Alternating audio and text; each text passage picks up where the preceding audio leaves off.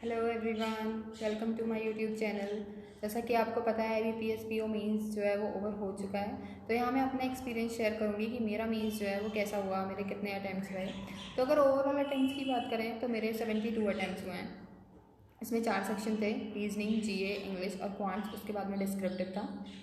तो अगर रीजनिंग की बात करें तो मेरे उसमें 14 हुए हैं, GA में मेरे 28 हुए हैं, इंग्लिश में जो है मेरे 18 हुए हैं और क्वांट्स की बात करें तो उसमें मेरे 12 हुए हैं। कुल मिला के मेरे 72 अटैम्प्ट्स हुए हैं। अगर रीजनिंग की बात करूँ तो रीजनिंग जो है वो मुझे थोड़ा मॉडरेट लगा। और रीजनिंग मैंने क्या अटैम्प्ट किया, उसमें था क्या था कि एक पजल थी, उसमें मतलब 7 पीपल थे, वो डिफरेंट डिफरेंट कंट्री से थे। ईजिली वो वाली पजल हमारी बन गई थी। उसमें ऐसा कुछ नहीं था कि मतलब जो थोड़ा भी मतलब फंसा रहा हो, वो ईजिली हो गई थी वाली पजल। उसके बाद में मैंने एक मशीन इनपुट किया था। उसमें क्या था कि जो लेटर्स थे और वो नंबर्स थे।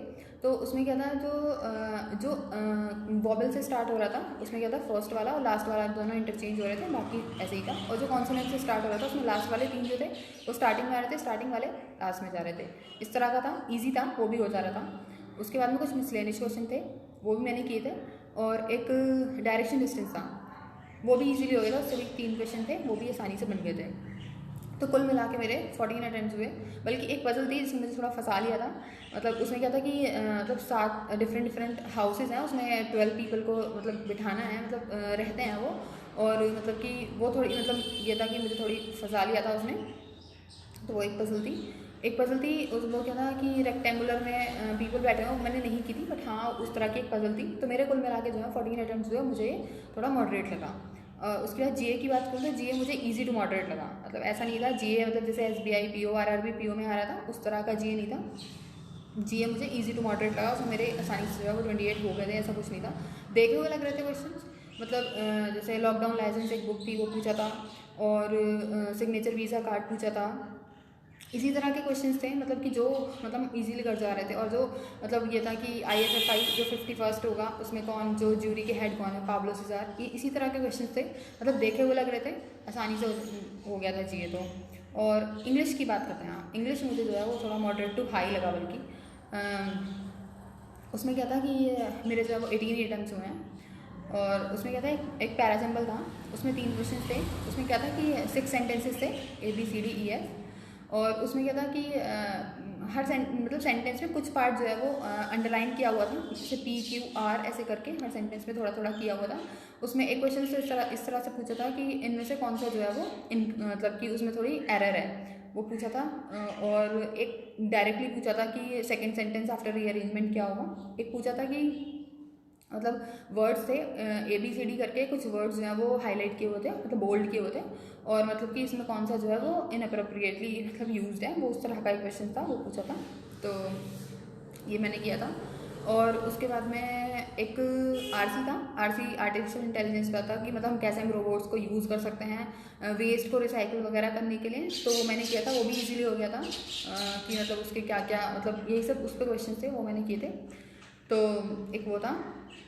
और मतलब एक इस तरह से था कि मतलब रिप्लेसमेंट था, वर्ड रिप्लेसमेंट जैसा होता है, पर उसमें ये था कि मतलब एक वर्ड अलग से दिया हुआ था, जैसे गुड दिया हुआ था, गुड एक वर्ड था।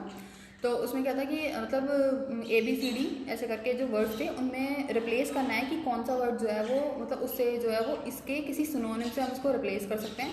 इस तरह का क्वेश्चन था, वो भी इजीली हो गए थे। 3 क्वेश्चन थे वो भी हो गए थे। तो बाकी जो है वो मुझे मतलब वैसे लेवल जो था SBI और RRB PO उसके मुकाबले जो है वो मुझे IBPS PO में जो है थोड़ा वाला लेवल इंग्लिश का हाई लगा। और मेरे 18 अटैम्प्ट हो पाए इस तरह से। और बात करते हैं क्वांट्स की, तो क्वांट्स में मेरे 12 अटैम्प्ट थे। और उसमें क्या था, एक पजल थी जो मैंने की थी, वो था कि लिटरेट मैन और मेल और फीमेल की थी।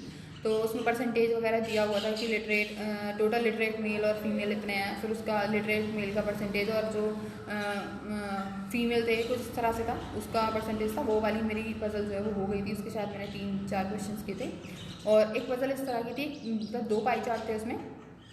उसमें क्या था कि कुकीज़ की थी, हाँ कुकीज़ की थी। उसमें मतलब टोटल परसेंटेज ऑफ कुकीज़ दिया हुआ था। और मतलब कि एक साइड, और उसमें उसमें भी मतलब कि वेरिएबल था, मतलब कि N था, N में परसेंटेज दी हुई थी।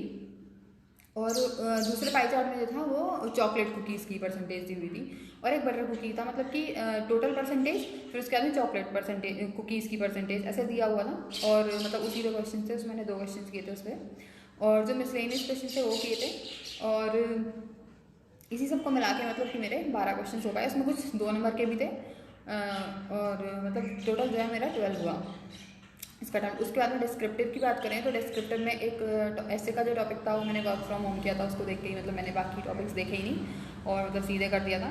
और फिर उसके बाद में जो लेटर की बात करूँ तो लेटर में था कि मतलब आप अपने कस्टमर को बोलो कि मतलब उसने पहले से लोन लिया हुआ है, तो मतलब कि आप उसको लोन नहीं दे सकते, हाउसिंग लोन चाहिए उसको 80 लाख का, तो आप उसको मतलब पोलाइटली बोलो कि मतलब आप लोन नहीं दे सकते। वो मैंने किया। तो मेरे इसी तरह से मतलब कि जो लेटर था उसमें मेरे 145 वर्ड्स हो गए थे, और जो ऐसे था उसमें मेरे 255 वर्ड्स हो गए। हाँ, तो मतलब मेरा ओवरऑल जो है एग्ज़ाम हुआ है वो नॉर्मल हुआ है। अब रिजल्ट का वेट है, जो जैसा भी आएगा वो तो खैर बात की बात है, बट मुझे जो है वो एग्ज़ाम वो मॉडरेट लगा, मतलब अच्छे लेवल का था। ऐसा नहीं था कि मतलब हो नहीं पाएगा, या फिर ऐसा भी नहीं था कि बहुत इजीली हो रहा था, नॉर्मल था। मेरे 72 अटैम्प्ट हुए उसमें। और बाकी all the best to everyone जिसने भी एग्ज़ाम दिया है। Thank you.